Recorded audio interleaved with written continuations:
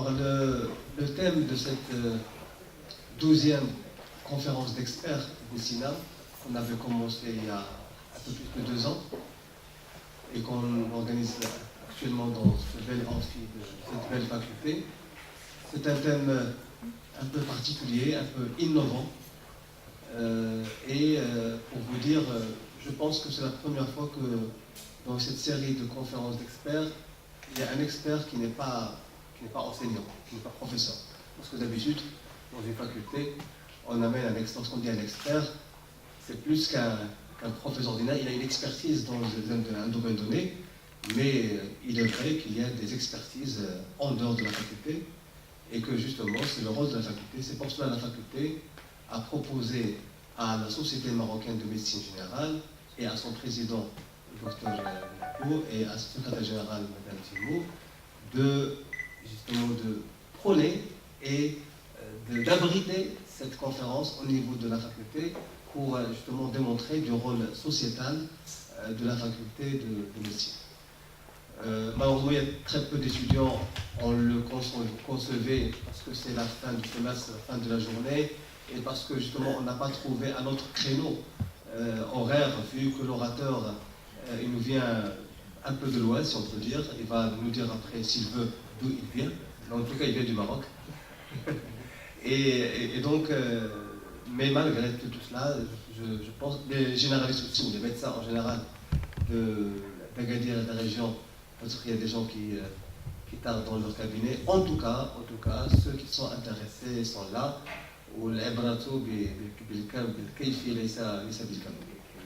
Alors, bon, le thème, donc, moi je vais vous dire que les initiales, c'est regard. On va entrer Madame Timou, qui est secrétaire générale de la Société marocaine de médecine générale. Oui, au pluriel, effectivement. De présenter l'orateur, d'introduire peut-être le thème, avant de donner la parole à notre expert. Très bien, Madame Timou. Merci, cher cher professeur, honorable assistance.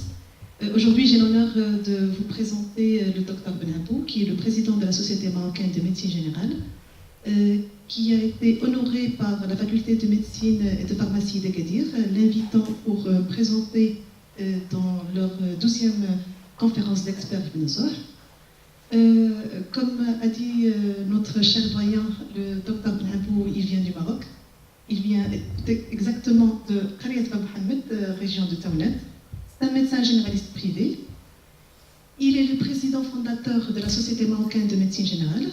Il fut le président, il est toujours président fondateur de MG Maroc, président fondateur de la Société marocaine de développement de médecine de famille. Il est aussi directeur régional de la Société marocaine des sciences médicales de la région Fès-Meknès, auteur d'un carnet de santé et d'un carnet de vaccination. Bref, notre cher ami possède dans son CV de multiples titres, mais je pense que le plus important à mon sens, c'est le titre de médecin généraliste. En effet, par rapport, ou plutôt contrairement à ce que nous avons connu, nous, dans notre génération et aussi la vôtre, pour accéder à la faculté de médecine, il faut passer un baccalauréat scientifique. Le docteur Benabou, il a accédé aux études médicales en ayant un baccalauréat philo, ce qui est à mon sens plus approprié, puisque ça s'approche plus des sciences humaines, puisque la médecine s'apparente plus à une science humaine, et non parce qu'elle traite l'humain, mais parce qu'elle traite la culture générale, et aussi parce qu'elle exerce comme un art. Alors, le choix de la médecine n'étant pas le choix d'un métier, mais une destinée. Et c'est un titre que nous allons porter toute notre vie et que nous nous devons de protéger et de défendre. Donc, sans plus tarder, je laisse la parole au docteur Benabou, qui va nous parler du projet Regard. C'est la seule fois où le regard porte un S à la fin. C'est pas en pluriel, mais c'est plutôt le réseau généraliste d'alerte et de recueil de données sanitaires. C'est le projet phare de la Société marocaine de médecine générale. Et je vous passe la parole au docteur Benabou. Merci. D'abord, professeur Charibi, doyen très ouvert d'esprit et de cœur, vous le disiez tout à l'heure, et qui j'aimerais plutôt le féliciter pour le courage qu'il a eu d'inviter un médecin généraliste au sein de la faculté.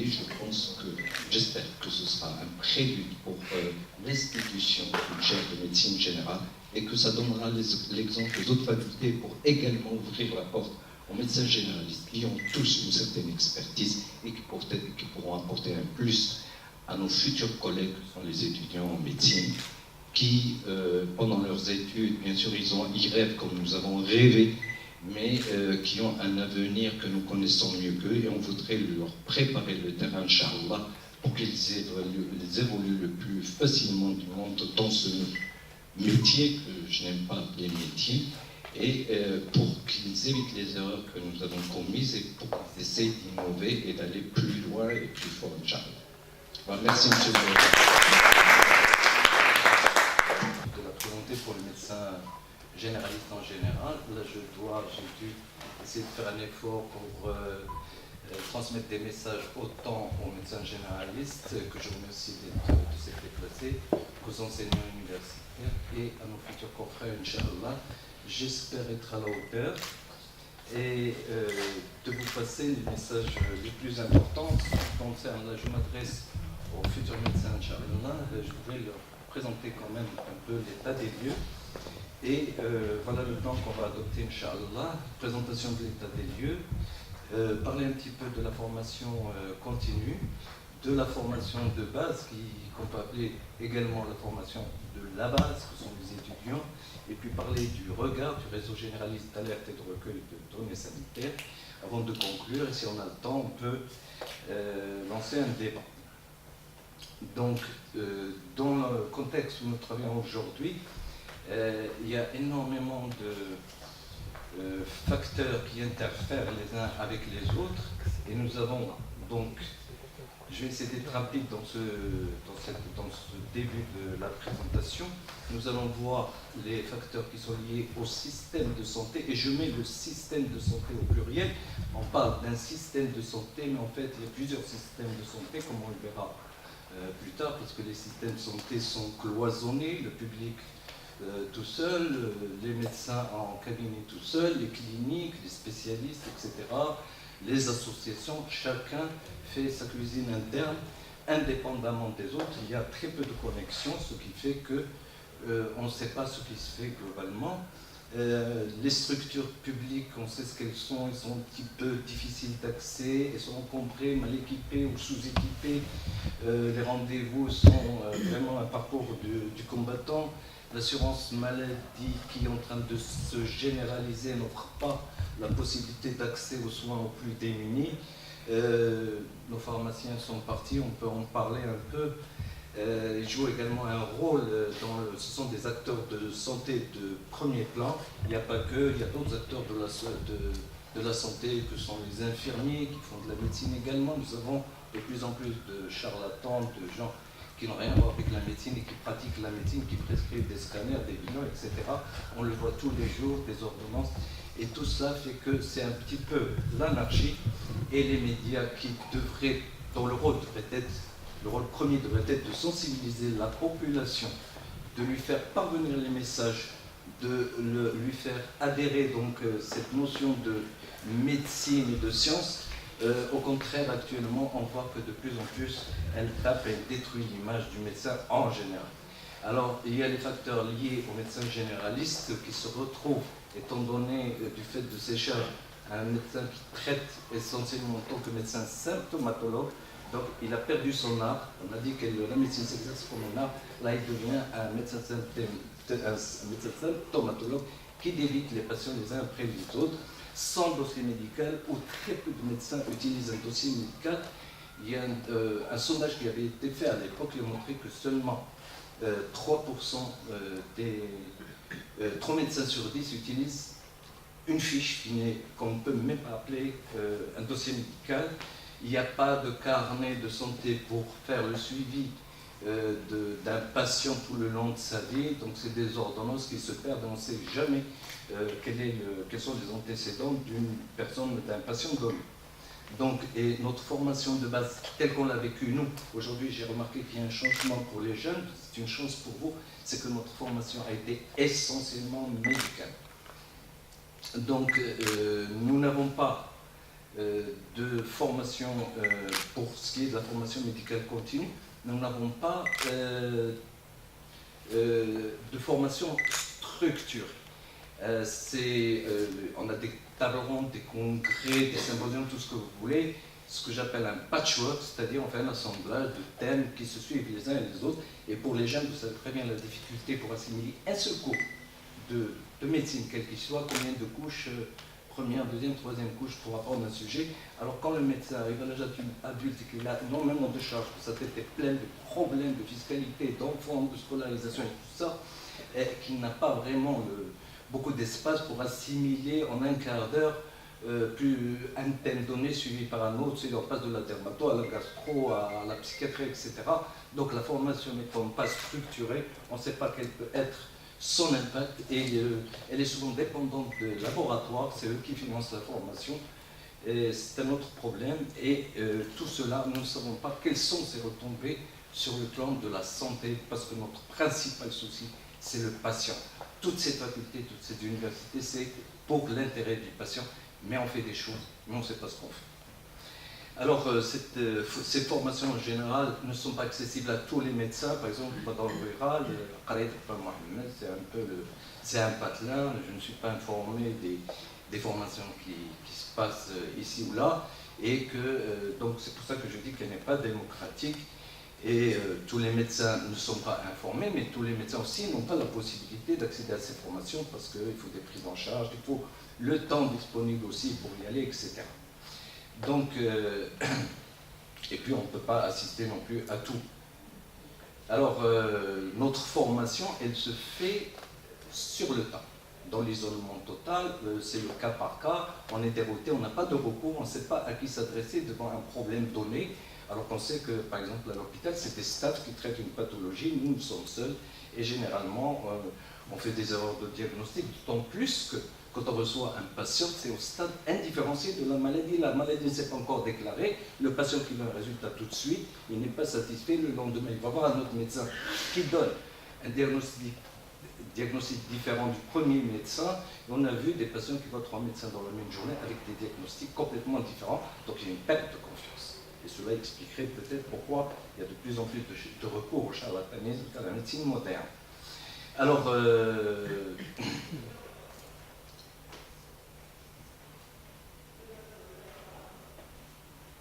les facteurs liés aux médecins spécialistes, ce sont ce qu'on voit. Hein. C'est pas, il faut comprendre que je ne peux pas être exhaustif et que ce n'est pas c'est pas définitif, si vous voulez, ce que je dis. Bien sûr, je généralise parce qu'il faut bien avoir un schéma conducteur. Donc les spécialistes, souvent, ils traitent en dehors de leur spécialité. C'est le chirurgien qui traite l'hypertension, le gynéco qui traite je ne sais quoi. Et donc, ce qui fait qu'il y a des confusions. Et là aussi, ça contribue à la dégradation de l'image de marque du médecin.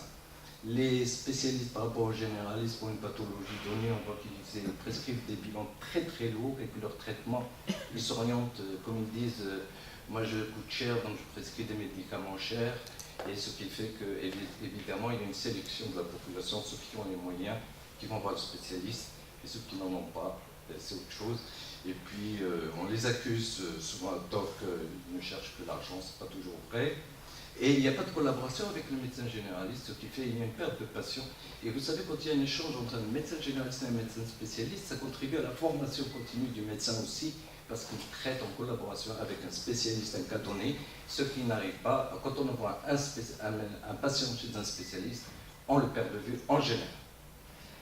Alors, les facteurs liés aux patients, ça, nous sommes marocains, on connaît notre pays, on connaît notre population. Il y a énormément de facteurs culturels, le recours à la médecine traditionnelle. En général, ils sont réfractaires à la médecine moderne. Ils se méfient des médecins à cause de leur image, justement, qui se dégrade de plus en plus. Et ils errent d'un médecin à l'autre. Et comme j'ai dit, des diagnostics différents. Souvent, les moyens financiers sont limités. Ils ont souvent recours aussi à l'automédication. Ça, tout le monde le sait. C'est pas la peine de revenir dessus. Et il y a d'autres facteurs. Quand je vous parle de Khalid Mohamed, c'est des gens qui sont coupés de la ville à cause des inondations, qu'on peut pas. Ils sont isolés, les femmes elles accouchent n'importe comment, et c'est grave. Il y a des situations dramatiques qu'on vit tous les jours. Alors, en ce qui concerne les instances de médecins généralistes, pour ne pas parler de toutes les associations, elles continuent à faire ce qu'elles ont hérité de leurs aînés. C'est le même type, c'est le même modèle, c'est toujours la même manière de faire. On n'a pas innové. Elles ont une vision très académique et elles sont souvent mal organisées et n'ont pas de vision globale ni de vision d'avenir. L'avenir, c'est vous. Par aux étudiants en médecine, alors devant ce contexte, qu'est-ce qu'on peut faire? Qui peut faire quelque chose? Comment? Quand? Où? Avec quoi? Avec qui? Donc la question se pose, comment faire pour résoudre ce problème? Alors, quand on parle de système, d'un système quel qu'il soit, c'est différentes composantes. Et ces différentes composantes qui doivent travailler, bien sûr, au top de leurs compétences, mais qui doivent travailler en synergie les unes avec les autres. Et si une des composantes est défaillante, c'est tout le système qui est foutu. Et tout à l'heure, quand j'ai dit que système avec S, ça veut dire que c'est foutu dès le départ, parce que nous avons plusieurs systèmes. Et comme on sait que le système est régi par des règles, c'est des lois qui peuvent être même calculées physiquement, on sait que quelle que soit la performance d'une composante, on doit tous essayer d'aboutir à travailler en collaboration et en complémentarité. Alors, voici, mais est-ce qu'elle passe les... Ils sont en retard, je pense. Il y a un retard, là. Il faut voir de temps en temps la projection. Bon, ça c'est les différentes composantes du système. Non, là, la contrainte systémique. Oui, je parlais de ce qu'est un bon médecin. Un bon médecin qui est très bien formé, qui fait un bon diagnostic et un bon traitement. Bien sûr, on va dire que c'est un très bon médecin. Mais est-ce que vous pensez qu'un médecin qui fait un bon diagnostic et qui instaure un traitement, disons, adapté, est-ce qu'on peut dire que c'est un bon médecin? Oui. Quelles que soient les compétences de ce médecin-là, le résultat est nul. Et l'autre problème, quand j'ai parlé de médecin symptomatologue, c'est le médecin qui va faire un bon diagnostic, qui va donner un traitement, qui ne consacre pas de temps suffisant pour sensibiliser son patient et le faire adhérer à son traitement. Et tout le monde est perdant. Autant le médecin qui dégrade son image, autant le patient qui perd son temps, qui peut aller vers les complications et qui perd son argent, autant les organismes d'assurance maladie qui financent des choses négatives, si vous voulez. Donc il y a une perte énorme sur le plan moral, sur le plan matériel aussi. Et ce temps-là, il devrait être pris en considération dans le remboursement des actes des médecins, toutes spécialités confondues. Alors, je reprends ces phrases que j'ai entendues par mes maîtres à l'époque où j'étais étudiant, que la médecine est une science qu'on a l'impression d'avoir oubliée avant de l'avoir apprise, ou alors qui s'apprend 10 fois et qui s'oublie 11 fois. Cela nous projette dans l'avenir, c'est-à-dire qu'il faut essayer de maintenir nos connaissances. Si on apprend 10 fois et qu'on oublie 11 fois, il faut continuer à l'apprendre tout en essayant de suivre l'évolution de la science et d'acquérir des notions nouvelles. Parce que même les lois, elles nous imposent de traiter nos patients selon les données actuelles de la science, les choses mission impossibles, vu le nombre de millions de publications, de découvertes qui se font tous les jours. Donc là, ça pose un autre problème d'adaptation de la formation dans cet océan du savoir. Et donc, c'est à partir de la... disons, à partir de la formation, à partir des bancs de l'université, que l'étudiant, le futur médecin, doit prendre conscience que c'est sur les bancs de la faculté qu'il doit évoluer dans cet esprit-là, qu'il doit essayer d'être curieux tout le temps, en permanence, qu'il doit être curieux de tout, et pour acquérir le maximum de connaissances, parce que perdu, il va se répercuter sur son travail quand il sera médecin praticien. Donc, la faculté le prépare selon des objectifs du moment, de l'époque, mais l'étudiant doit se préparer aussi, et tout ça va se continuer par la formation qu'il doit essayer de développer toute sa vie. L'étudiant en médecine, il sera un éternel étudiant, quel que soit son titre. Ça, c'est on en prend conscience. Je crois qu'on perdrait moins de temps. Et je reprends cette pensée de Pascal, qui dit que, puisqu'on ne peut être universel et savoir tout ce qu'on peut savoir, surtout, il faut savoir un peu de tout ce qu'on peut savoir. Car il est bien plus beau de savoir quelque chose de tout que de savoir tout de quelque chose. Ça veut dire qu'il faut être curieux. Il faut être curieux dans tous les domaines. Et là où est notre maître de l'être, justement, c'est un peu ça que je visais tout à l'heure quand je vous disais qu'on avait besoin de vous. Alors, pour les étudiants en médecine, toute activité doit être formatrice et documentée.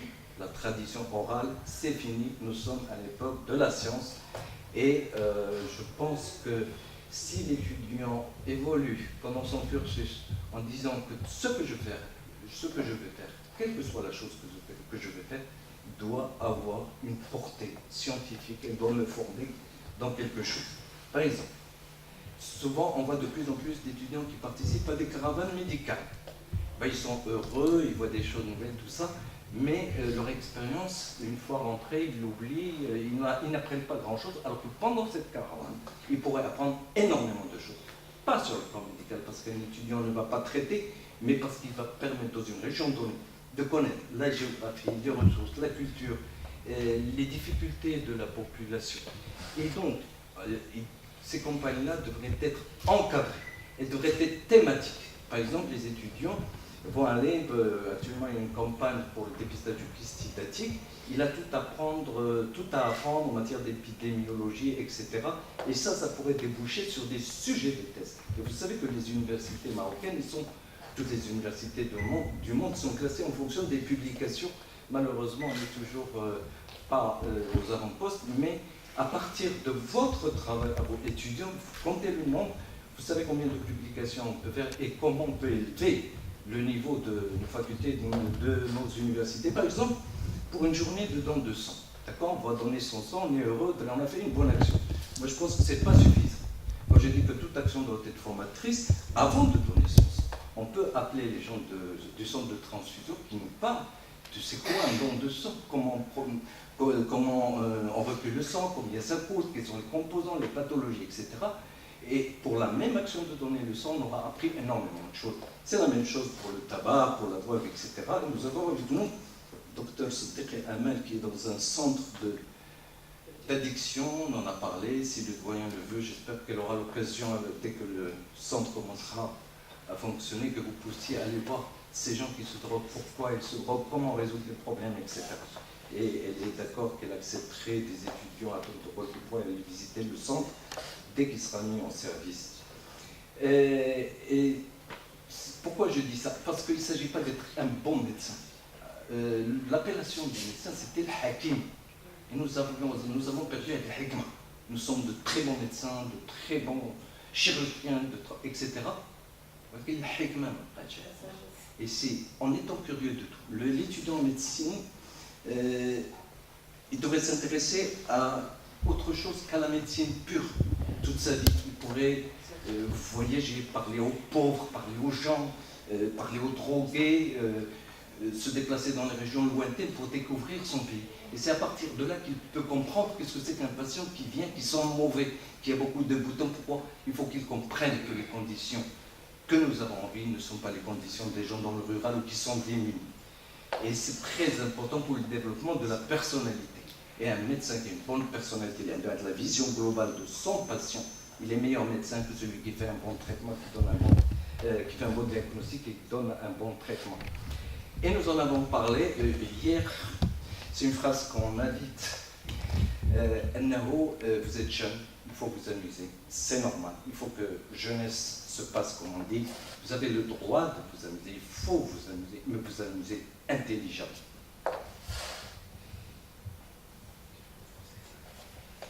Alors, Je m'intéresse essentiellement aux médecins généralistes dans le secteur privé. Le médecin généraliste qui doit prendre en charge ses patients dans leur globalité, dans leurs conditions de vie socio-économiques, culturelles, géographiques, etc., avec des antécédents qui ne connaissent pas toujours. Et vous verrez le vocabulaire qu'emploient ces gens, on est perdu, on n'arrive pas à avoir, parce que la base d'un examen, c'est l'interrogatoire, et l'interrogatoire est souvent faussé, parce que le patient ne comprend pas nos questions, quand il nous répond dans un langage qu'on ne comprend pas. Alors, ce médecin-là, il doit collaborer aussi avec les autres prestataires de soins, dans le cadre d'un parcours coordonné de soins, qui va être institué prochainement par une loi. Et donc, on aura l'obligation de respecter ce parcours coordonné de soins. On verra pourquoi. Et ce médecin doit utiliser les ressources nécessaires pour préserver ses compétences et la confiance de ses patients. Et tout cela parce que ça engage la responsabilité du médecin vis-à-vis d'un patient qui a des droits aux soins. Et tout cela, bien sûr, dans un cadre éthique. À partir du moment, tout à l'heure, Dr Mohamida parlait de cette destinée du médecin. Le médecin, parmi tous les docteurs que vous connaissez en géographie, en histoire, en droit, ils sont tous docteurs, mais le médecin est le seul qui bénéficie du privilège de porter le titre de docteur. On nous appelle docteur, on ne le dit pas un professeur de mathématiques. Pourquoi? C'est un privilège qui nous est donné et que nous allons porter toute notre vie. Vous avez vu des rois qui ont été déchus, des généraux qui ont été dégradés, des présidents qui ne sont pas élus, ils redeviennent de simples citoyens. Mais nous vivrons toute notre vie et nous mourrons avec ce label. Et je dis label parce qu'il faut préserver ce label.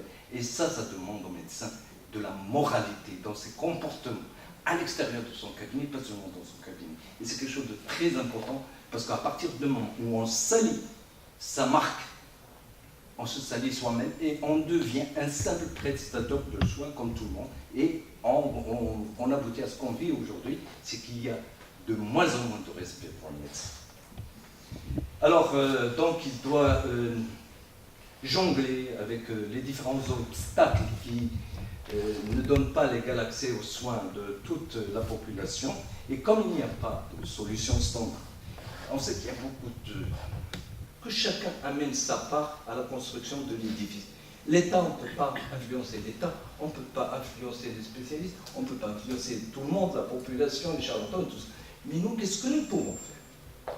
Alors c'était ça notre orientation. Et donc le regard du réseau généraliste d'alerte de recueil de données sanitaires s'inscrit dans cette optique-là.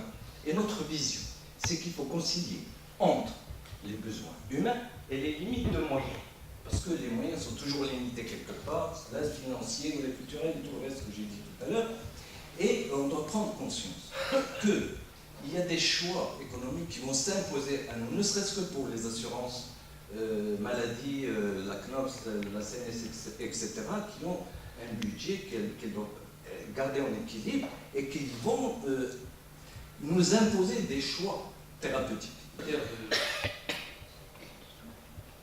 Prestataires de soins. Nous sommes des ordonnateurs de dépenses de soins. Nous maîtrisons les problèmes de santé, mais de l'autre côté, les organismes d'assurance maladie doivent maîtriser leurs dépenses de soins.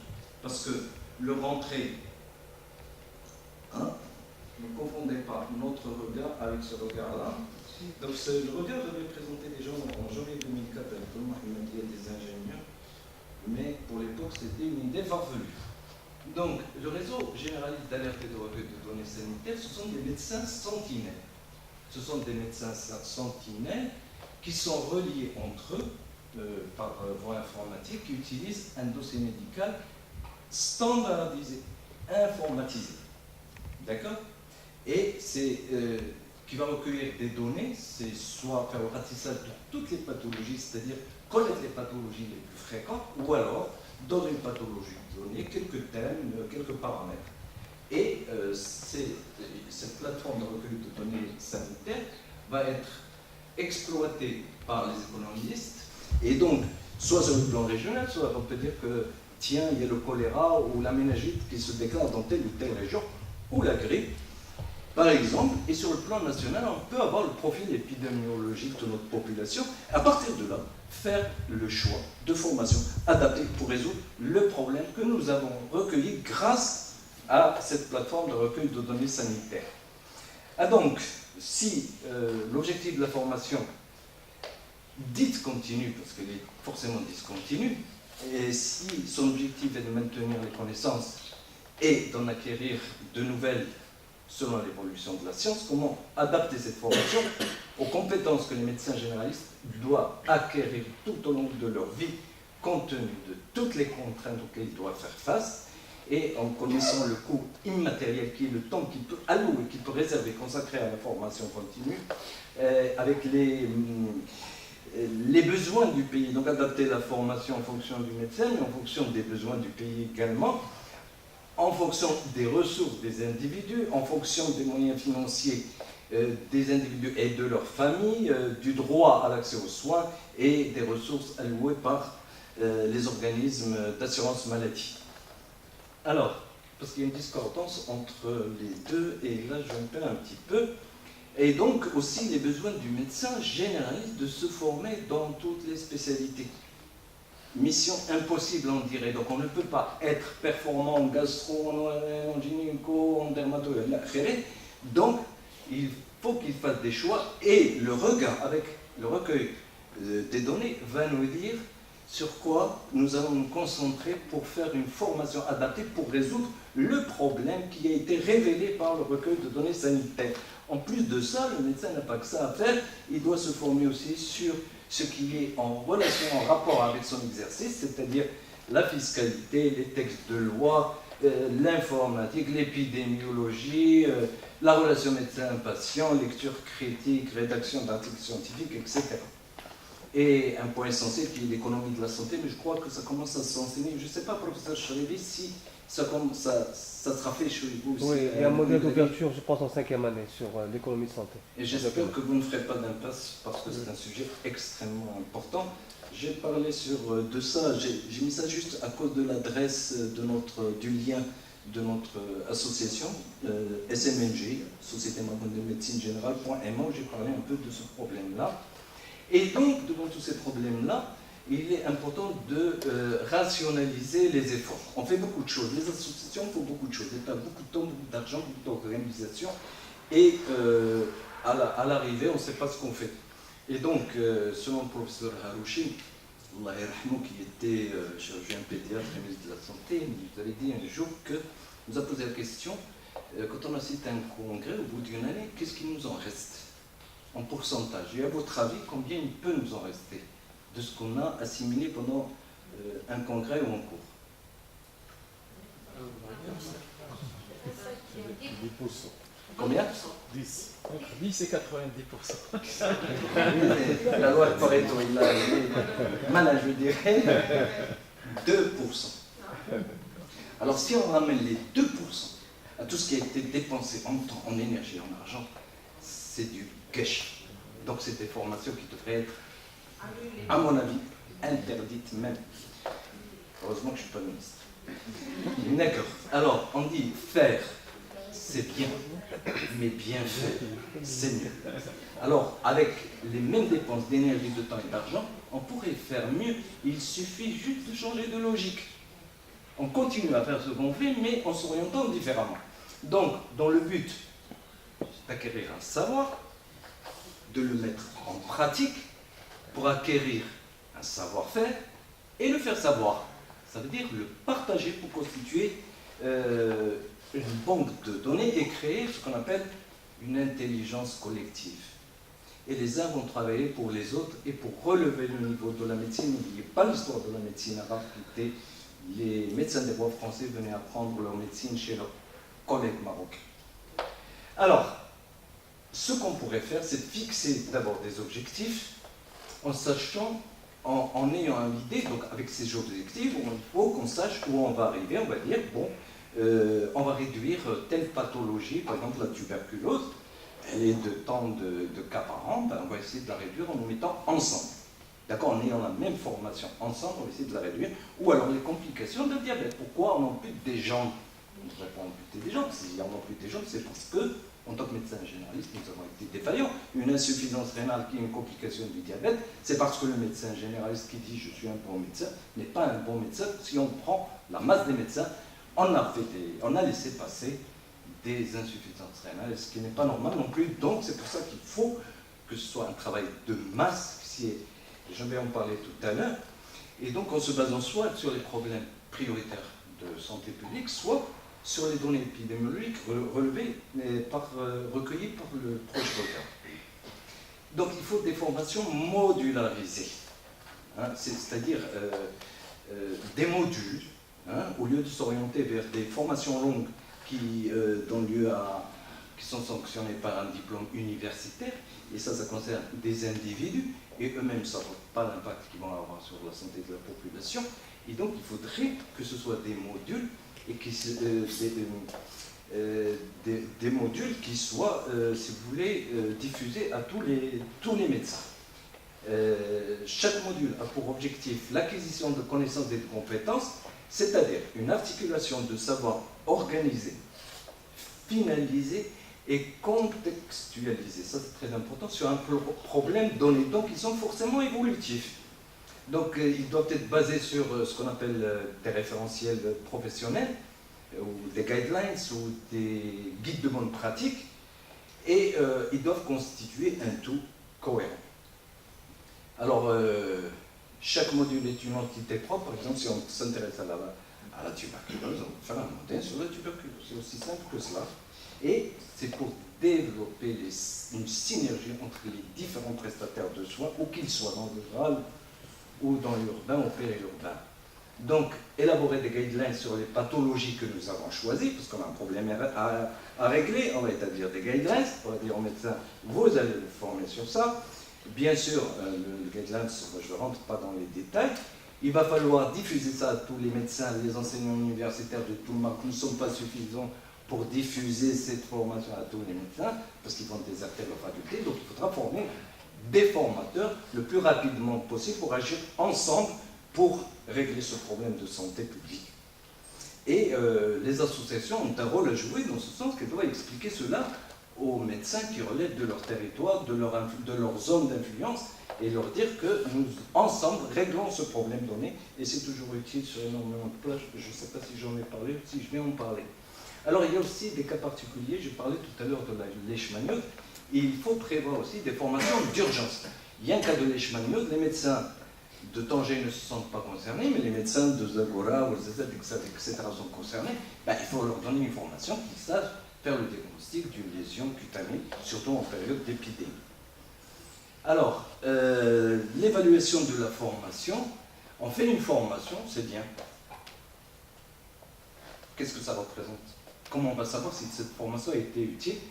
Tout simplement en vérifiant sur le terrain s'il y a des retombées sur le plan sanitaire, sur le plan économique et sur le bien-être social. Et ça, on peut le chiffrer aussi, on peut mesurer le bien-être social. Parce que quand vous avez une personne qui est amputée de la jambe, elle n'est pas la seule à souffrir, il y a toute sa famille qui souffre avec elle. Vous imaginez emmener une vieille personne, une grosse personne qui n'a pas de jambes pour ses toilettes, pour elle. C'est vraiment toute la famille qui se substitue aux organismes de soins, en place, les infirmiers et tout ça, et qui vont souffrir. Les personnes seules, etc. Même c'est des drames qu'on vit tous les jours. Et donc, cette banque de données, qu'est-ce qu'elle va nous donner? Ce qui est très important. Les études d'un médecin, elles durent 8 ans et 8 mois, je crois. En moyenne, oui. En moyenne, 8 ans et 8 mois. 8 mois de loyer, d'électricité, de déplacement, etc. pour aller éplucher des dossiers dans un centre spécialisé qu'est le CHU, pour donner des thèses qui sont dans les tiroirs. Pourquoi? Avec ces données-là, recueillies dès le soutien, dès que l'étudiant a réussi ses cliniques, le lendemain, il peut commencer à rédiger sa thèse. Il va économiser plusieurs mois. Et autant de gagner parce qu'on a un besoin crucial de personnel qualifié, de médecins. Les hôpitaux en manquent et vu, selon les normes de l'OMS, nous avons besoin d'importer des médecins. Et si on gagne 8 mois multiplié par le nombre d'étudiants qui sortent chaque année, faites le calcul, on va gagner énormément d'années et le niveau de la santé va s'élever mathématiquement. Et donc, ces données peuvent être présentées pas seulement par les enseignants universitaires, pas seulement par les médecins qui sont en exercice, mais par les étudiants eux-mêmes, qui auront fait ces caravanes, qui auront fait participer dans les stages au cabinet, parce qu'il faut développer cette notion avec les médecins généralistes. Et j'invite les médecins généralistes ici présents de diffuser aux autres médecins d'accepter dans leur cabinet des étudiants, quel que soit leur niveau, comme stagiaires. Ils seront maîtres de stage, ils peuvent les encadrer, et ne vous en faites pas, tout le monde gagne. Le médecin déjà installé, qui a exercé depuis plusieurs années, qui se rend compte qu'il est un peu dépassé par la science telle qu'elle a évolué, et l'étudiant en médecin qui va se voir, qui va se projeter dans ce médecin qui est un peu déphasé par rapport à la science, il y a un échange, tout le monde y gagne. Et là aussi, avec les maîtres de stage, on peut avoir d'autres sujets de thèse, et bien sûr, publier dans des revues scientifiques, sur le web, et pour les thèses comme j'ai dit, et ces thèses qui serviront pour les médecins qui sont déjà en exercice. Alors, une autre formation dont on ne parle pas, c'est l'assistante. L'assistante, elle est là, en général, on sait comment elle travaille, elle sort le dossier, faire entrer le malade et l'encaisse. Bon, on la paye pour ça, on pourrait la payer pour autre chose, c'est-à-dire la former, d'abord pour préparer le dossier médical standardisé d'une part, pour passer des messages harmonisés, parce qu'on doit savoir quels sont les problèmes, on doit passer des messages à la population pour les sensibiliser, pour éviter, parce que pour faire adhérer le patient, il faut le sensibiliser, et je crois que nos patients écoutent plus nos assistantes qui ne nous écoutent nous-mêmes, et on pourrait l'impliquer dans ce rôle-là, puis son rôle social qui peut expliquer des gens analphabètes, des gens qui sont perdus, qui n'ont pas les moyens de les orienter vers une structure hospitalière ou une clinique, etc. Donc, ils peuvent leur prendre des rendez-vous, etc. Donc, je disais tout à l'heure que si la santé n'a pas de prix, elle a un coût, malheureusement. Et le parcours coordonné de soins, je crois que la loi est sortie, qui doit maintenir ces équilibres financiers des organismes d'assurance maladie, parce qu'on sait combien cotisent les contribuables à l'assurance maladie, ils sont obligés de contribuer, on connaît les entrées, mais on ne connaît pas les sorties. Il faut essayer quand même de voir un peu, de garder l'équilibre financier de ces organismes-là. Il y va de l'intérêt de tout le monde. Et aussi, il faudrait essayer de mettre à contribution d'autres, sachant que la santé est l'affaire de chacun, tout le monde est concerné, les médias sont concernés, les associations, les clubs féminins, les établissements scolaires, ça se fait de plus en plus que dans l'enseignement scolaire, on passe des messages de santé, etc. Les vétérinaires, les parasitoses, les zoonoses, etc., c'est les vétérinaires. On n'a aucun contact avec eux. Nous, on arrive à la fin de la course d'un parasite ou on traite les dégâts, alors que la prévention doit se faire en aval par les vétérinaires. Et c'est ensemble qu'on pourrait avoir une vision globale sur ce type de pathologie. Évidemment, les pharmaciens. Pourquoi les pharmaciens? Parce qu'ils ont plus en contact avec la population. Et ils distribuent des médicaments pour un gain vraiment minime. Là, il y a une perte énorme. On pourrait les mettre en contribution. Et tout à l'heure, on avait avec nous le vice-président de la Confédération pour essayer d'aller voir une population réfractaire à la médecine qui, culturellement, va dans le charlatan, l'herboriste, etc. On pourrait les ramener vers la médecine moderne. Alors, les partenariats, il faut les développer tous azimuts. Partenariats public-privé, je mets ça avec un S parce que quand il y a plusieurs organismes publics, le ministère de l'Agriculture avec les vétérinaires, le ministère de la Santé, etc., de l'enseignement, de la jeunesse et sport, et les scouts, on peut faire intervenir énormément de partenaires du secteur public avec le secteur privé, et dans le secteur privé aussi, il y a différents partenariats à développer. Ça, c'est notre consoeur Timo Hamida qui était en réunion avec le syndicat des pharmaciens au niveau d'Agadir qui nous a permis d'avoir le partenariat avec la Confédération des syndicats à l'échelle nationale. Et on peut, à partir de là, développer aussi des partenariats avec des organismes nationaux et internationaux. Si vous n'êtes pas fatigué, je peux continuer avec les retombées de ce regret. Ouais. Je peux? D'accord. Alors, les retombées sont multiples, et bien évidemment, d'où l'intérêt de ce projet. Je ne parle pas de la formation scientifique à la carte sur un thème cible. Il y a d'autres formations qui sont concomitantes et obligatoires. C'est une formation automatique sur l'épidémiologie, sur l'informatique, sur la méthodologie de la recherche, ce que j'ai dit tout à l'heure, la lecture critique et la rédaction des articles scientifiques, et bien sûr les thèses, tous les sujets de recherche qui peuvent être exposés dans les congrès, etc. Les retombées sanitaires, bien sûr, enfin, ça va nous permettre d'assurer un suivi temporel spatial des maladies, et on peut avoir connaître les résultats de notre formation avec leur impact sanitaire dans une région donnée pour réduire une certaine pathologie ou à l'échelle nationale. Et au niveau des alertes, réseau généraliste d'alerte. Parce que dès qu'on a une émergence d'une maladie, de quelque chose qui ne va pas, on lance l'alerte, on va chercher à savoir ce qui se passe. Et à ce moment-là, les autorités sanitaires vont intervenir pour, disons, juguler une émergence de choléra, de méningite, etc. Elles peuvent intervenir à temps. Et ces données vont permettre au ministère de la Santé, par exemple, de faire des prévisions rationnelles en matière de commande de vaccins, de médicaments, etc.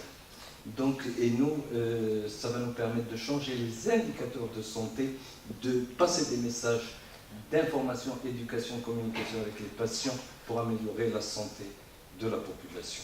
Les retombées économiques vis-à-vis de l'assurance maladie obligatoire, ça va nous permettre de présenter des arguments chiffrés pour démontrer le rôle social, le communautaire du médecin généraliste, pour orienter les choix fondamentaux de prise en charge et de remboursement de la maladie, et pour essayer d'avoir un parcours de soins coordonné, utile pour tout le monde, efficace, et pour démontrer que la prévention rapporte plus que les soins curatifs. Les retombées institutionnelles, c'est la création de ponts entre les différents secteurs publics, privés, privés, privés, public, public, etc. C'est l'amélioration des relations professionnelles. À partir du moment où on commence à travailler en collaboration et en harmonie avec les autres prestataires de soins, automatiquement, il y a des relations qui s'établissent et tout le monde, l'un enrichit l'autre. Et donc, c'est l'harmonisation des attitudes pour éviter cette perte de confiance dans le médecin, en harmonisant nos attitudes avec un carnet de santé, avec un dossier médical qui nous évite des erreurs et des oublis. Bien sûr, on va améliorer l'image des médecins, de tous les médecins dans le cadre de ce parcours de soins. Bien, je ne parle pas des organismes étrangers. Et voilà, et c'est comme ça qu'on peut démontrer le rôle d'acteur de santé communautaire du médecin généraliste. Peut-être que j'ai été rapide, peut-être que j'ai dit trop de messages, ou que je n'en ai pas dit, ou que j'étais un peu confus. Si c'est le cas, je suis là éventuellement si vous voulez poser des questions, et je m'excuse si quelque part il y a quelques manques, peut-être on verra si on a le temps de poser des questions. Très bien. Voilà.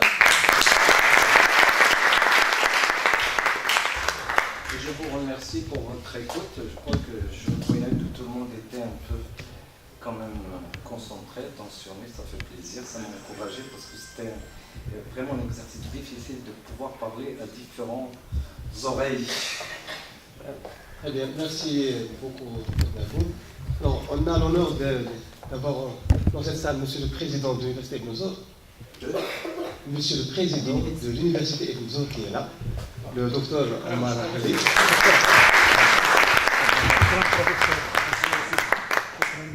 Et que j'invite sur scène. لا نبدا لا ضروري واخا شيء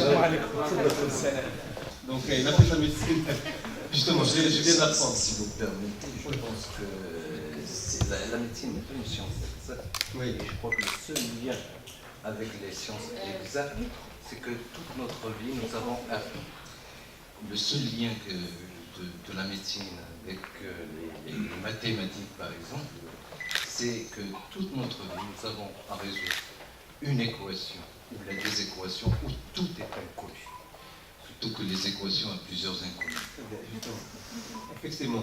Alors, je répète ce que j'ai dit en introduction pour dire que cette 12e conférence d'experts invite aujourd'hui un non-professeur. Ça veut dire que la faculté de médecine pharmacie d'Agadir croit, en tant qu'institution universitaire, que l'expertise n'est pas seulement dans le domaine de l'enseignement des enseignants, mais aussi ailleurs. La preuve, c'est qu'on a devant nous un médecin généraliste qui a déroulé sa bourse en matière de médecine générale, de médecine communautaire et de médecine de manière générale, donc médecine générale et médecine de manière générale, et qui nous donne un peu de son expérience quant à ce réseau qui est en cours de constitution. Et j'espère que la Société marocaine de médecine générale, qui a déjà proposé à la faculté de médecine des pharmacies d'Agadir un partenariat, qui est déjà à l'université pour qu'il soit bien sûr vu par les juristes et pour qu'il s'adapte bien sûr aux normes de l'université, et qu'on puisse signer ce contrat Inch'Allah pour que la faculté de médecine, avec ses enseignants, avec ses étudiants qui sont des futurs médecins, puisse justement adhérer à ce projet dans l'optique justement d'améliorer la médecine communautaire dans d'autres pays. Et c'est ça ce qu'on appelle, entre autres, le rôle sociétal des facultés de médecine et de pharmacie. Alors, je vais tout de même donner la parole à M. le Président pour qu'il dise un mot, parce que c'est très important, parce qu'il a beaucoup d'expérience en matière de caravane médicale, parce qu'il a participé avec des médecins aux caravanes médicales, il a organisé des caravanes médicales au niveau de la région, sans vous dire justement que grâce à lui, on est bien installé dans cette faculté, parce qu'il est au départ depuis 5 ou 6 ans, depuis que la faculté a été projet, et justement, je pense qu'il ne passe pas un jour, il ne visite pas la faculté. Parfois, il me dit, lorsqu'il vient de l'aéroport, il visite d'abord la faculté avant de visiter sa maison.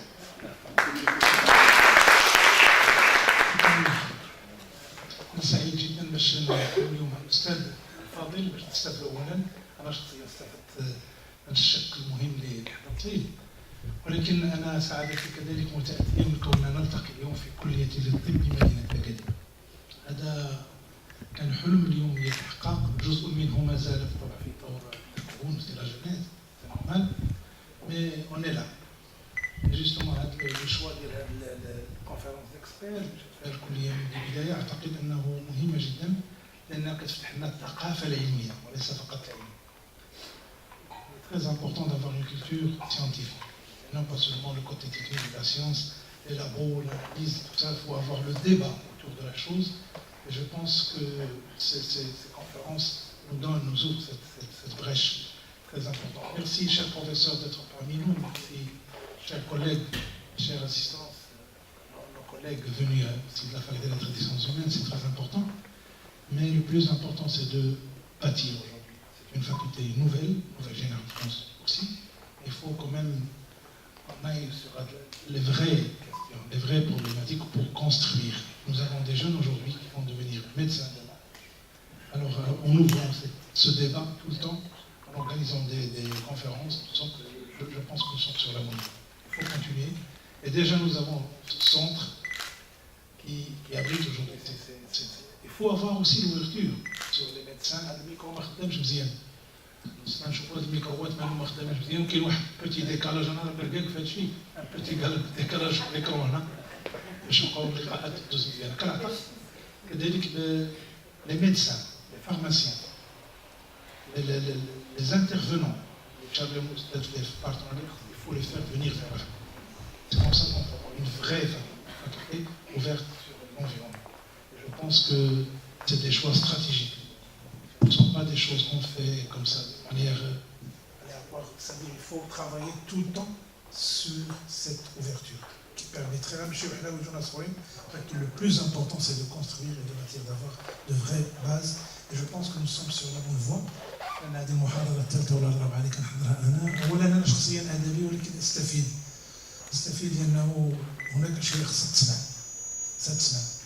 ومسألة الحكيم اللي شرح قبيل الدكتور راه مهمة جدا، لأن كان الطبيب هو الحكيم وهو الموسوعي، كيضبط مجموعة ديال العلوم منهم أفينزاور، منهم ابن زهر الذي سميت عليه هذه الجامعة. فشكرا لكم، شكرا للحضور. بغيت نقول بانه بالنسبه بالخصوص الزملاء الاساتذه والطلبه راه ما زلنا في الطريق، مازال عندنا شويه الفلوس باش نديروا شي حويجات. احنا مازال فيه ان شاء الله بور كونتيني. ميرسي بوكو. Très bien, donc la parole est à la salle. S'il y a des questions, des remarques, des compléments d'information, parce que le but justement c'est d'échanger avec l'idée de notre... Les médecins, une fois nous sommes un échantillon représentatif, on n'a pas besoin de tous les médecins, un échantillon scientifiquement représentatif. Nous avons besoin de savoir quels sont les médecins qui sont équipés, qui ont un dossier médical, qui sont prêts à se doter d'un matériel médical, qui sont disposés à collaborer à ce réseau. On a des problèmes, je ne savais pas que l'université avait de l'argent, je vais demander de l'argent. Moi, je veux dire qu'on a établi un partenariat avec la faculté de médecine et de pharmacie de Fès. Et là, je tiens à remercier énormément le professeur Ibrahimi, qui a également une grande ouverture d'esprit et de cœur. Et c'est en cours. Nous avions un problème matériel de distribuer un questionnaire pour savoir connaître l'état des lieux. Et aujourd'hui même, j'ai envoyé le courrier, on va être traité par le conseil de l'ordre de CNES pour, Inch'Allah, dès qu'on a le retour du questionnaire, on va l'étudier avec le laboratoire de biostatistique, on va commencer, Inch'Allah. Il nous faudra aussi la plateforme qu'on va essayer de faire en partenariat avec le FST. C'est les étudiants qui doivent se prendre en charge, mais on est un petit peu dépassé, on essaie de planter quelque chose pour les générations à venir. Et je pense qu'il pourra démarrer dès qu'on aura la plateforme de recueil de données sanitaires. Voilà, c'est tout ce que je peux dire à ce sujet maintenant. Et j'espère qu'il en sera de même avec Agadir. Vous avez un potentiel à Agadir de médecins qui sont prêts à sacrifier beaucoup de choses pour laisser aussi une trace de leur empreinte au niveau de la vie, Inch'Allah, de la région. Je pense que je ne trouvais pas une meilleure occasion en tant qu'humaniste venant de la faculté des lettres. Je ne trouvais pas une meilleure occasion pour appeler à casser le cloisonnement des sciences. Notamment, ici, je pense, dans votre discours, il y a eu énormément de messages adressés aux sociologues, bien sûr aux philosophes que vous êtes également, mais aux sociologues également. Il est question, entre autres, de poser la question pourquoi les gens font appel aux charlatans, parfois, pas seulement par manque de moyens. Il y a des gens qui manquent de moyens, c'est vrai, ils font appel aux charlatans parce que c'est plus économique, c'est presque gratuit. Mais il y a des gens qui sont vraiment aisés dans notre société, aussi bien en ville qu'à la campagne, qui font appel aux charlatans. Est-ce qu'il n'y a pas lieu, si l'occasion se présentait, de faire appel à des spécialistes en médecine, ou un spécialiste en médecine, en tout cas, et un charlatan, entre guillemets, en talpe, ou quelque chose de la sorte, pour voir quel est le secret, le vrai secret. Est-ce que l'un a tort et l'autre a raison, ou est-ce que les uns cherchent la solution là où il n'y en a pas? Merci. Énormément de facteurs qu'on ne peut pas cerner lors d'une soirée comme celle-ci. Et vous avez maintenant tendance à la charlatanisation de certains médecins qui retrouvent ce qu'ils appellent des médecines complémentaires. Quelles sont les preuves? Il ne faut pas les exclure, il faut les impliquer. Il faudrait que scientifiquement on puisse prouver que ce qu'ils font, il y a des normes pour prouver que scientifiquement ce qu'ils font est utile. Parfois c'est utile, ne serait-ce que sur le plan psychique pour certaines personnes qui ont perdu espoir, qui ont un cancer, qui n'ont pas nommé tout ça, faute de mieux. C'est les scarifications que Charlotte, qui oui, ok, tout ce que vous voulez, c'est date, c'est une culture aussi, c'est un héritage culturel. Et il n'y a pas que ça, il y a aussi le fait que nous, en tant que médecins praticiens, nous avons vidé la place publique. Nous les avons laissés s'installer. Et c'est parce que nous avons créé ce vide la nature n'aime pas le vide. Ils l'ont rempli à notre place. Aujourd'hui, ils ont des cabinets. Ils ont des cabinets, comme des médecins, dans des immeubles. Ils font des prescriptions d'IRM, de bilan, qui ne savent pas l'interpréter. Qu'est-ce que vous voulez? Et c'est là qu'on a parlé de système et la contribution de tout un chacun, et des médias en particulier. Il faudrait que nous apprenions aussi à parler le langage, que nous parlons un langage scientifique à des gens qui n'ont rien à voir avec, alors que le charlatan, il sait leur parler le langage qu'ils ont envie d'entendre. Voilà, c'est parmi quelques raisons qui pourraient expliquer cela, à mon avis.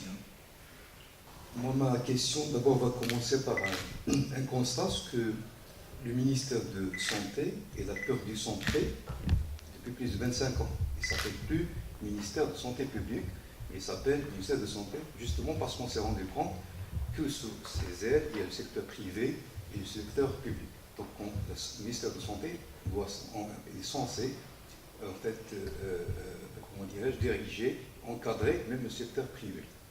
Maintenant, en question, est-ce que dans votre réseau, est-ce qu'il n'y a pas, je veux dire, un conflit d'intérêts, parce que ce que vous faites, le recueil de données, l'alerte, tout ça, il y a des départements dans le ministère de Santé qui sont censés prendre en charge ça. Par exemple, une maladie à déclaration obligatoire, varicelle, un médecin au secteur privé, il est censé déclarer cette maladie varicelle aux autorités compétentes, à savoir la direction régionale de santé.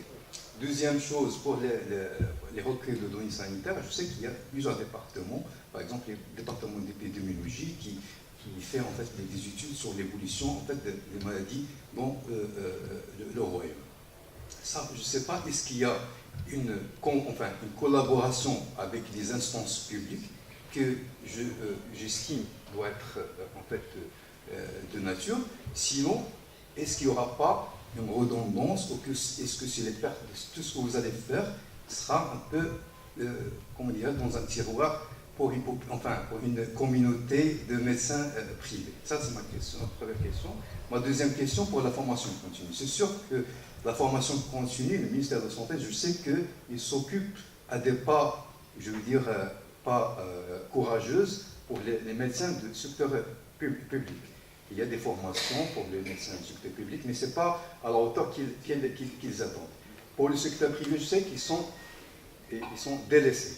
Maintenant, on sait qu'avec l'émergence des facultés de médecine, maintenant, on est pratiquement à la 8e faculté publique, je pense à une faculté qui va naître bientôt. Et bien sûr, on a 3 facultés, je pense, privées, même une FS. Est-ce qu'il n'y aura pas, en fait, une collaboration, établir un cadre à ce que les facultés de médecine s'occupent de la formation des médecins généralistes de chaque région à travers votre réseau? Je donne rapidement, pour ne pas prendre la parole pour aussi longtemps, je donne juste un exemple en France. Par exemple, chaque département en France, ils ont eu pour cerner la pathologie cardiovasculaire, ils se sont rendus compte que les urgences cardiovasculaires, ils meurent avant même d'arriver au centre spécialiste. Qu'est-ce qu'ils ont fait? Ils ont fait une formation des médecins généralistes, des médecins de famille, sur place. Un infarctus du myocarde, ça se déclare comme ça. Qu'est-ce que vous allez faire? Lorsqu'il y a une douleur, vous faites ça, ça, ça, ça, et vous l'adressez. Des sections optiques, vous faites ça et ça et ça. Et avec ça, ils ont en fait l'espérance de vie de ces urgences, elle a totalement changé. J'ai vu, en congrès, il y a un médecin qui a présenté des résultats, mais on dirait que voilà, c'est miraculeux. Voilà, je vous remercie. Si je devais refaire l'expérience, je ne le referais pas. Parce que les données que je recueillais, à l'époque, donc je ne jette pas la pierre au ministère actuel, mais disons à l'époque, c'était des chiffres. On faisait des additions qui n'avaient rien à voir avec la réalité. Déjà, on fait les déclarations dès le mois, puis du trimestre, puis du semestre, puis de l'année. Rien que l'addition, tout était fou. En plus de ça, les données, elles sont publiées une année après. C'est-à-dire que quand le bulletin épidémiologique est publié, c'est qu'on parlait de l'histoire. Mais on veut anticiper. On parlait de l'avenir, de ce qu'on doit faire maintenant.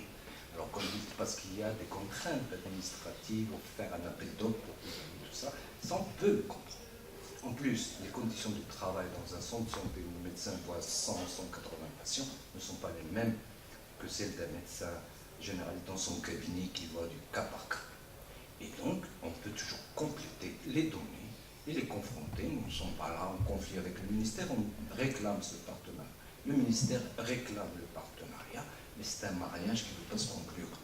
Et le partenariat est compris par certains médecins comme le partenariat, c'est-à-dire donner au privé une partie des dialyses que vous faites à l'hôpital, tout ça. Non, nous c'est pour contribuer ensemble. Il y a un budget qui est consacré pour la lutte contre la tuberculose. Pour trancher, c'est 8 milliards de centimes. On a 1 million pour les médecins généralistes, et ils vont éradiquer les wards, il n'y a pas, ça ne peut pas se conclure. Et ça, c'était votre première question. Pour ma deuxième question, est-ce qu'il y aura, on a des oui, pour les facultés, pour la formation continue. Ce qui m'a étonné, moi, comme je dis, mon avenir est derrière moi. J'ai un certain âge, mais tout ça ne m'intéresse pas, je ne fais pas en bénéficier. Mais ce que j'ai vu, qui m'a étonné, qui m'a à la limite choqué positivement, c'est que les doyens ils sont ouverts. Ils vous ouvrent tout. Venez vous former. Encore faut-il que le médecin me ressemble un peu le standing de l'hôtel, de l'ADA, etc. Alors que nous avons plus à enrichir l'étudiant en médecine qu'à enrichir un hôpital, un hôtel 5 étoiles. De plus, cet étudiant-là, ce sont nos enfants. C'est l'avenir, c'est ceux qui vont continuer ce que nous avons peut-être mal commencé.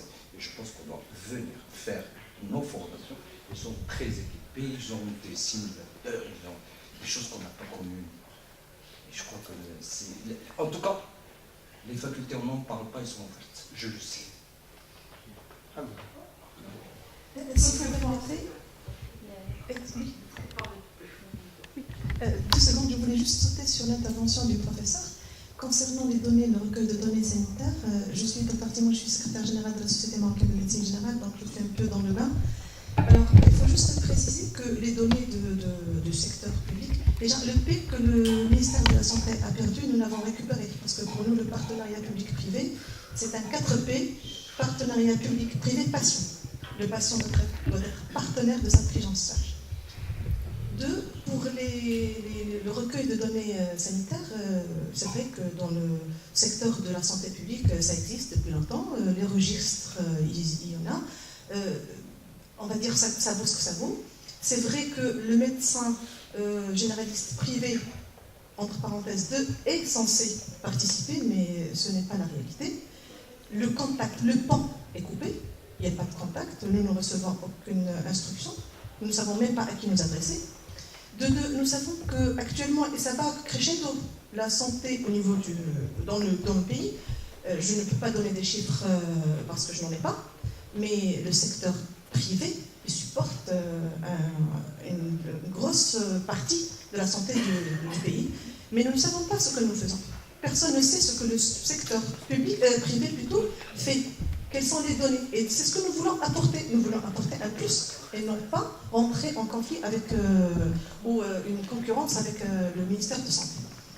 Je crois que c'est tout. Non, il y a un point, je m'excuse que je n'ai pas répondu, c'est la déclaration. Nous sommes obligés, non pas facultative, mais elle est automatique. Mais ce n'est pas autour d'un cas, mais vous avez une déclaration en instantané de ce qui se passe et l'alerte est déclenchée sur place. Et donc, on n'a pas besoin d'obliger le médecin par la loi, mais justement en faisant un partenaire qui contribue au son de bien. Même pas la déclaration, parce que l'information d'abord. Ben c'est ça qui est utile. À quoi ça sert de déclarer s'il n'a pas de feedback et d'action immédiate pour arrêter, pour juguler un problème. Mais je ne vois personne de la délégation du ministère de la Santé. Alors qu'il y a l'épidémio, ils sont vraiment, moi je pense parce que je viens de quitter la santé publique après 28 ans de service, et je ne vois pas les départements de la délégation. Je ne pense pas qu'ils sont avares pour travailler ensemble, parce que finalement, c'est-à-dire le ministère de la Santé, on avait fait un bon travail justement de la prévention. Et quand je suis législative privée, c'est beaucoup plus du curatif, alors que la prévention c'est aussi très important. Et ce partenariat, ça m'enchante beaucoup. Merci beaucoup. Ici, c'est destiné, si vous voulez, aux étudiants, essentiellement d'abord, qui ont fait des fautes de venir. Donc ce n'est pas un congrès, on espère justement essayer d'organiser un congrès, disons une rencontre entre les différents acteurs de la santé, dont le ministère de la Santé au niveau supérieur et au niveau locaux-régionaux. Sachant que l'annonce et l'invitation a été diffusée un peu partout. Oui, c'est très difficile de sensibiliser les gens. Et nous avons rencontré le secrétaire général du ministère. Il nous a demandé de présenter un dossier sur lequel nous sommes en train de travailler. Inch'Allah, on essaie de se faire accrocher quelque chose. Et je tiens vraiment à vous remercier pour cette brillante conférence au nom des étudiants de la faculté. Malheureusement, on n'était pas tous présents vu qu'on a passé une grande journée d'études. C'est la fin de la journée. Mais comme M. le doyen avait dit, seuls les plus intéressants y assistent. Alors, j'ai une question. C'est la différence entre un médecin généraliste et un médecin de famille. Vu qu'il y a une différence de nom, il y a certainement une différence d'activité ou de carrière. Et quelle est la relation établie entre un médecin de famille et un médecin généraliste? Et s'il y a vraiment une grande différence, comment le ministère de la Santé ou comment nous on compte former les médecins généralistes futurement? Témoigner de ce que nous avons fait. Et c'était dans l'esprit de développer la médecine de famille. On s'était retiré du circuit et puis quand on est revenu, on a entendu les gens parler de médecine de famille. Non, on n'a pas de médecine de famille, on n'a pas osé parler de société de médecine de famille. J'ai des gens après nous qui parlaient de médecin généraliste / médecin de famille. Quand on leur demande qu'est-ce que c'est qu'un médecin de famille, ils vous expliquent tout. Quand vous avez compris ce qu'il a dit, il a parlé de médecin généraliste. Où est la différence? C'est joli, c'est à la mode, etc. Alors quand vous voyez le médecin de famille suisse, ce n'est pas le médecin de famille du Canada ni de la France. Chacun a sa médecine de famille. Donc le concept de médecine de famille n'est pas bien défini. Alors on vous met un patchwork, encore une fois, de thèmes dans le cursus. Vous savez, vous donnez un cursus à un collégien, le contenu vous dira ça c'est de la cardiologie, ça c'est de la dermatologie. Mais vous ne trouverez aucun collégien qui vous dira, aucun enseignant même ou un praticien qui vous dira c'est ça la médecine. Il n'y a pas d'aspect. Donc c'est un concept. Pour nous, quand on a créé la Société marocaine de développement de la médecine famille, c'était dans le sens de changement de comportement et non pas dans l'acquisition des connaissances. Et justement par l'utilisation du dossier médical, du carnet de santé et par l'action de la masse. S'il n'y a pas ces trois éléments, il n'y a pas de médecine famille. En ce qui nous concerne, il y a une organisation mondiale de la médecine famille. Rentrer dedans, moi je n'ai rien trouvé qui puisse me faire changer d'optique. Je ne sais pas ce que c'est. Mais pour nous, c'était le changement des comportements, d'abord sur la base de ces trois éléments. Est-ce qu'il y aura une différence en durée d'études? Pour nous, c'est un concept. Ça ne peut pas être des études. On a parlé tout à l'heure de formation en épidémiologie, en économie de la santé. C'est des sujets très importants. On a parlé de développement de la vision globale sur tous les thèmes, de développer la curiosité, etc., pour créer une sagesse. Et à partir de là, on peut nous orienter dans le sens c'est-à-dire, ne comprenez pas le médecin de famille comme étant le médecin des familles. J'ai la famille Benfelen, j'ai la famille Xel. C'est pas du tout ça, c'est pas une médecine des familles. Mais c'est un comportement basé sur le dossier médical qui vous pousse obligatoirement à justement faire adhérer ce patient-là à partir de questions données. Par exemple, je vais poser un stérilet. D'accord, je reçois un homme qui a des enjeux. Comment je vais faire pour lui parler du stérile? À travers le dossier médical, bonjour monsieur, vous appelez comment, vous habitez où, vous avez combien d'enfants, vous utilisez une méthode contraceptive, laquelle, et vous passez des messages, et votre assistante vous êtes, et les médias vous êtes. On pourrait développer une culture, mais ça sera de votre génération, Inch'Allah. Il y a la spécialité de médecine de famille, l'École nationale de santé publique. Pardon? L'École nationale de santé publique, il fait la formation en médecine de famille. Oui, la faculté de Maroc, j'allais commencer la première fois médecine de famille. Quand on demande, donnez-nous le cursus de médecine de famille, c'est quoi la médecine de famille? Il faudrait qu'on nous la définisse d'abord, je crois. C'est pas un ensemble de cours. C'est bien, mais est-ce que c'est ça? Je ne sais pas, je peux pas répondre. Pour moi, c'est autre chose. Mais le système français, on considère que la médecine de famille va devenir une spécialité, mais de 3 ans. Pourquoi on a fait cette médecine de famille? Parce qu'on s'est rendu compte que le système sanitaire était anarchique. Et ça, même moi, on le voit. Donc un malade, il vient, je ne sais pas, il a des petites angines, il part à l'hôpital Hassan 2, il va encombrer les urgences et prendre sa place, alors qu'il y a l'urgence, celui qui a une appendicite, il attend.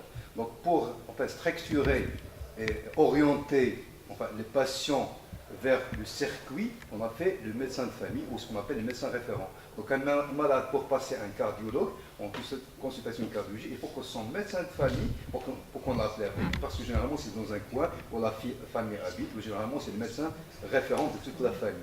À la fois, il va connaître toute l'historique de sa famille, en même temps sera le médecin qui va permettre le triage, éviter l'encombrement des urgences par des malades. Ce qu'on voit ici, par exemple, si vous partez à l'hôpital Hassan Thani, vous allez trouver plus de 80% qui ne sont pas des urgences. Un malade qui a, je ne sais pas, il a une douleur au niveau du mollet qui dure plus de 4 mois, il prend la place et celui qui veut se faire opérer tout de suite, il est derrière lui. Alors pour structurer cette orientation, on a fait le médecin référent, le médecin de famille. Mais je pense que même sur la réforme maritime, peut-être ce sera une spécialité 3 ans après le...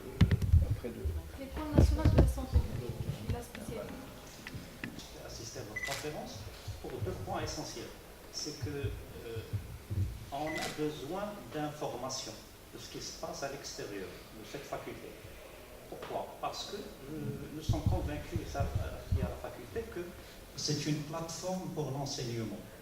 Donc on a besoin de votre partenariat pour profiter de cette plateforme.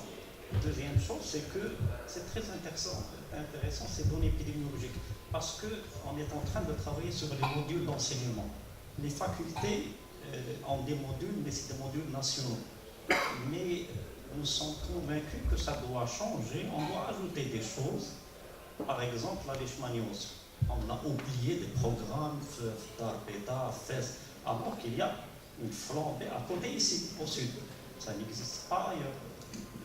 D'accord, donc c'est des données et c'est un partenariat très très intéressant à mon avis. Et nous tendons la main pour exploiter cette plateforme, d'accord, et des données épidémiologiques pour changer nos modules d'enseignement. Des objectifs, les thèses, etc. Donc tout ça doit contribuer à la formation de la base, comme j'ai dit. D'accord? C'est-à-dire que les enseignants, parce que la faculté a choisi des programmes. C'est figé, la réactivité ne peut pas se faire, c'est impossible, c'est des plages horaires pour chaque module, etc. Comment ils vont faire? Et c'est un océan de savoir, il faut bien faire des choix. Donc c'est une formation de base. Et c'est à l'étudiant en médecine de compléter ce que peut lui donner la faculté, il ne peut pas lui donner plus. Donc, les thèses, les stages au cabinet, tout ça, contribuent à cette formation de base. Parce que l'enseignant, il va voir un peu ce qui se passe, il ne va pas lui raconter des choses qui remontent à l'Antiquité, donc il va adapter son cours à ce qui se passe, et peut-être même en dehors des cours officiels, des participations comme celle-ci ou autres. Et vous avez parlé de la leishmaniose à Zagora, mais vous savez, il y a des gens qui viennent de Tanger pour acheter le henna ou pour acheter des datana. Si on ne pose pas la question à quelqu'un qui a une lésion, qui connaît, si vous ne dites pas qu'il est commerçant, qui descend à Zagora ou à Zagora, vous ne saurez jamais que c'est une leishmaniose, vous ne pensez même pas. Et donc cette plateforme va vous dire, attention, il y a une épidémie, donc ce monsieur fait du commerce, est-ce que ce ne serait pas une leishmaniose? Et voilà, il y a le déclic, on peut résoudre rapidement énormément de problèmes. À mon avis, je ne sais pas ce que vous en pensez, mais bon, ça le regarde, ce n'est pas une propriété privée, on n'a pas de droit d'auteur dessus. Tout le monde peut se l'approprier, on l'a déjà dit, profession libre, mais vous pouvez contribuer avec nous à avoir une meilleure vision, à l'améliorer, etc., à le corriger éventuellement.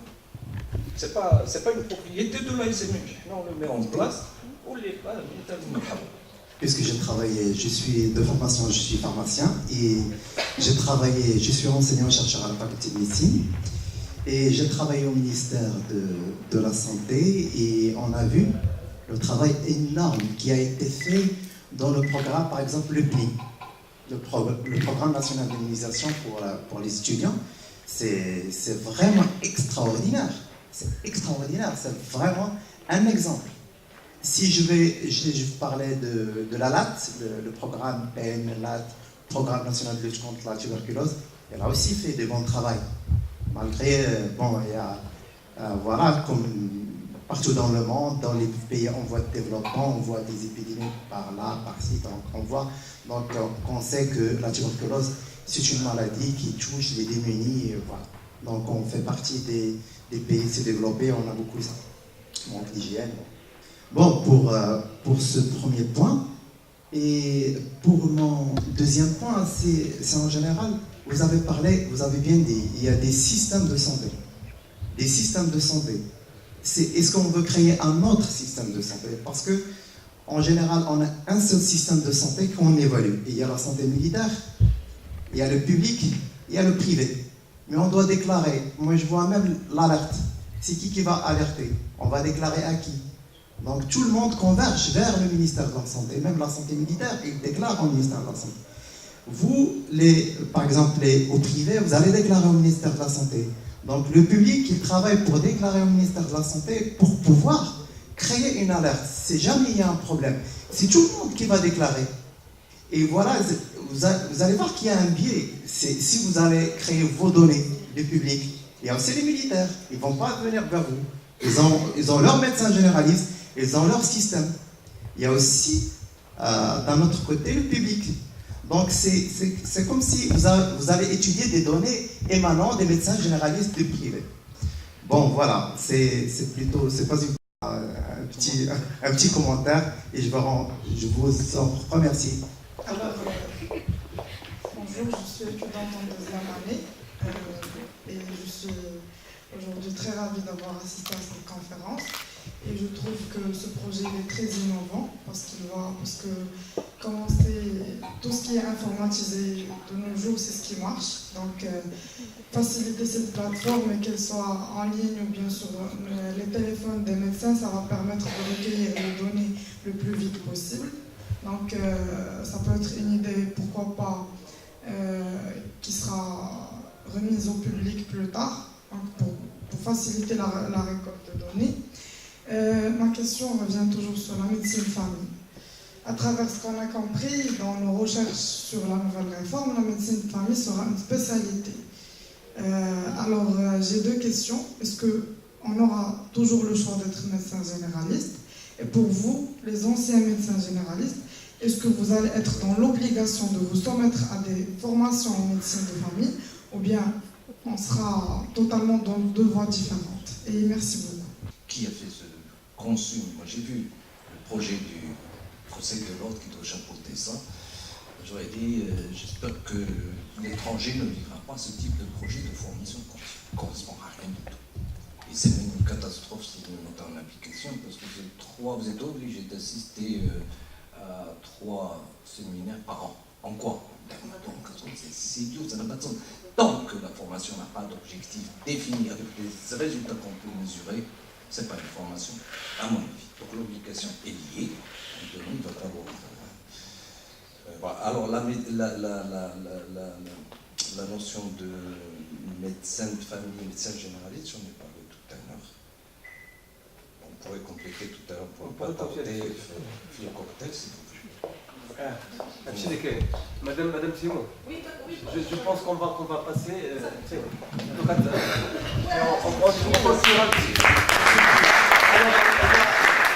Comme on n'est pas très nombreux, je pense que la faculté nous a préparé un petit cocktail et on va se mettre autour et continuer la discussion.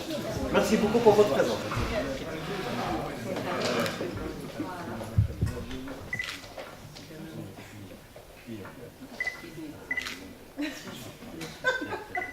تصور ديال الابارير ولاو كيتعطلوا سير من 3 ايام 4 ايام غنجي الاورديناتور نكون ديال التليفونات